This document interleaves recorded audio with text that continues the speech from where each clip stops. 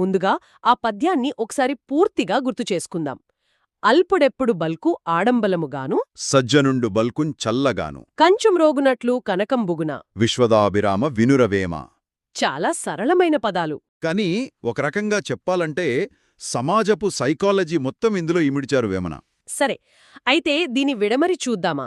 తప్పకుండా మొదటి లైన్ నుంచే మొదలు పెడదాం. అల్పుడెప్పుడు బల్కు ఆడంబరముగాను. ఆ వీడియోలో అల్పుడు అంటే తక్కువ బుద్ధిగలవాడు అని చాలా సూటిగా చెప్పారు. అవును, కాని నాకొచ్చిన సందేహమేంటంటే, తక్కువ బుద్ధి అంటే కేవలం తెలివితేటలు తక్కువ అని అనుకోవాలా, లేక వేరే అర్థముందా? ఇది చాలా ముఖ్యమైన ప్రశ్న.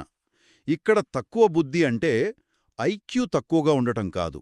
బహుశా లోతైన జ్ఞానం లేకపోవడం, ఆత్మవిశ్వాసం కొరవడటం. అంటే తన పరిమితులు తనకు తెలియకపోవడం లాంటిదా? సరిగ్గా. ఒక రకంగా చెప్పాలంటే